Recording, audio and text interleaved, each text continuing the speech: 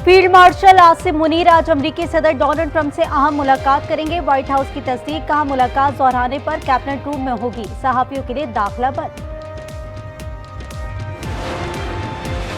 वजीर आजम शहबाज शरीफ की ज़ेर सदारत वफाकी काबीना का इजलास, मुल्क की मजमूई सियासी, मौशी और सिक्योरिटी सूरत हाल पर गौर। इत्तेहादियों की हिमायत के उसूल पर तफसीली मुशावरत।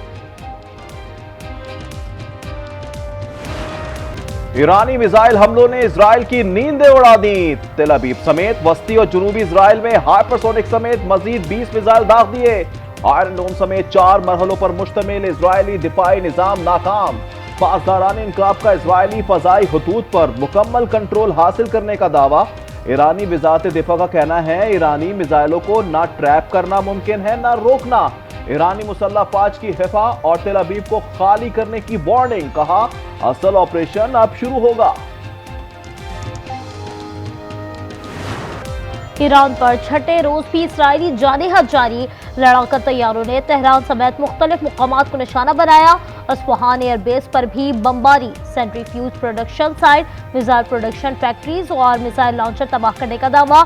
इसराइली फौजी तर्जुमान के मुताबिक असलहा साजी की कई साइट्स तबाह कर दी।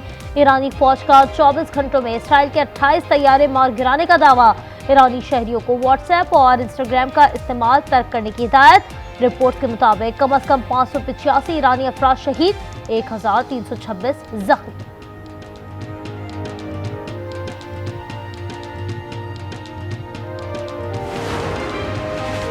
अमेरिकी सदर का ईरान की फजाई हुदूद पर मुकम्मल कंट्रोल हासिल करने का दावा। ईरान को गैर मशरूत तौर पर सरेंडर करने का मशवरा, कहा हमें मालूम है आयतुल्लाह खामनाई कहां छुपे हुए हैं। वो एक आसान हदफ है, फिलहाल इन्हें कत्ल करने नहीं जा रहे। कोई समझौता नहीं होगा, सहूनियों से सख्ती से निपटेंगे। ईरान के रहबर आयतुल्लाह खामनाई का ट्रंप के बयान पर रद्द अमल। ईरानी मीडिया के मुताबिक आयतुल्लाह खामनाई ने जंगी मामलात की मुकम्मल निगरानी पासदारान इनकलाब के सुपुर्द कर दी। अमेरिका इजराइल की जंग में शामिल हुआ तो ईरान मशरिक़ वस्ता में अमेरिकी अड्डों पर हमले करेगा। अमेरिकी अखबार न्यूयॉर्क टाइम्स के मुताबिक ईरान ने अमेरिकी अड्डों को निशाना बनाने की तैयारी मुकम्मल कर ली। आबनाए होर्मस में बारूदी सुरंगें बिछाए जाने का भी इम्कान। यमन के हूसियों का ईरान की हिमायत का ऐलान। लेबनानी मीडिया के मुताबिक हूसी बहरा अहमर में बहरी जहाजों को निशाना बनाएंगे।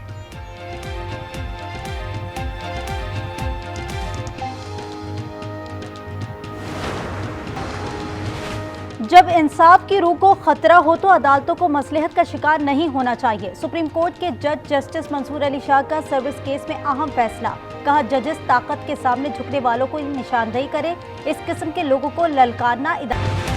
अमेरिका को नेतन्याहू की जंग का हिस्सा नहीं बनना चाहिए। अमेरिकी सेनेटर बर्नी सैंडर्स का कहना है कि एक बड़ी और मोहलिक गलती होगी। नेतन्याहू के गैर कानूनी हमले ने दुनिया को मजीद गैर महफूज बना दिया। डोनाल्ड ट्रंप को फौरी तौर पर सिफारती हल की जानिब जाना होगा।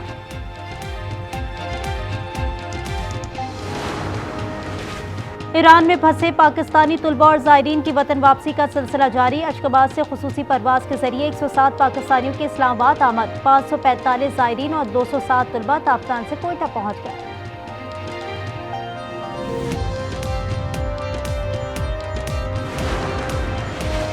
ईरान के मामले पर फॉरेन पॉलिसी पर पार्लियामेंट को एतमाद में लिया जाए। रहनुमा पीटीआई असद कैसर का कौमी असम्बली में खिताब, का ऐवान में बैठे हुए लोग अवाम की नुमाइंदगी नहीं करते, अदालत भी इंसाफ न दे तो कहां जाएं।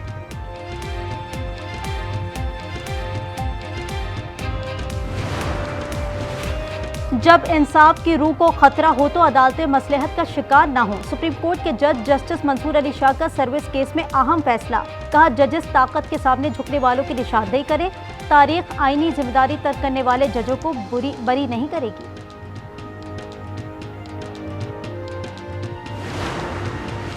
कोचिंग एकेडमीज और ऑनलाइन टीचिंग की आमदन पर भी टैक्स लगाने का फैसला। एफबीआर हुक्काम, सेनेट कायमा कमेटी खजाना को बताया कि ट्यूटर्स 2 से 3 करोड़ रुपए तक कमा रही हैं। इनको टैक्स नेट में लाने के लिए फाइनेंस बिल में शेक मुतारिफ कर रही हैं।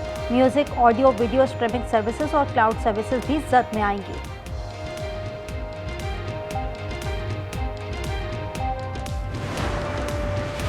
वज़ीर आज़म ने कैशलेस इकॉनमी और डिजिटलाइजेशन के लिए कमेटी कायम कर दी। कहते हैं रकूम की डिजिटल मुंतकली की हौसला अफजाई की जाए।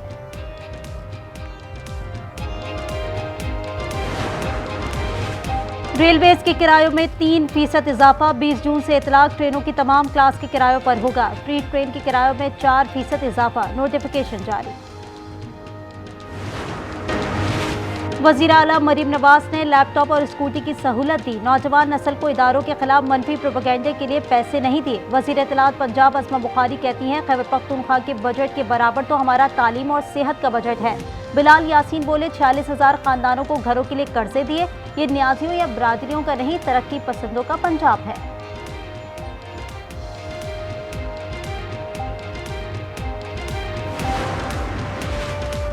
कराची दुनिया के नाकाबिल रिहाइश शहरों में चौथे नंबर पर आ गया। इकोनॉमिस्ट इंटेलिजेंस यूनिट के 173 मुल्कों के इंडेक्स में कराची का 170वां नंबर। मेयर कराची मुर्तज़ा वहाब कहते हैं, मेरा शहर शानदार था, है और रहेगा। इतना ही बुरा होता तो 3 करोड़ लोग यहाँ नहीं रहते। आज भी लोग अपनी जिंदगी बेहतर बनाने कराची आ रहे हैं।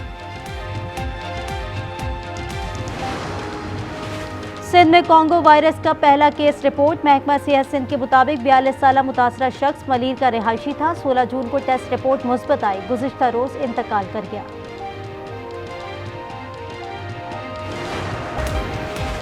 गजा में इजराइल की बेशियाना बमबारी। मजीद 61 फलस्तीनी शहीद, 397 जख्मी हो गए। इजरायली फौज ने खान यूनिस पे इमदाद के लिए जमा 51 फलस्तीनियों को शहीद कर दिया। 200 जख्मी। शोहदा की मजमूई तादाद 55,493 हो गई।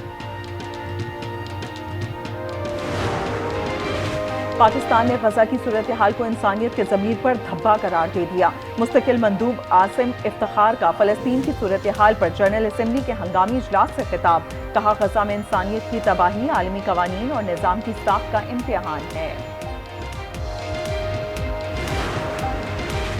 अमरीकी रियासत ओक्लाहोमा पर तूफानी बादल छा गए। तबाहकुन हवाओं और मूसलाधार बारिश की पेशगोई। नेशनल वेदर सर्विस के मुताबिक इलाके में बगोले भी देखे गए।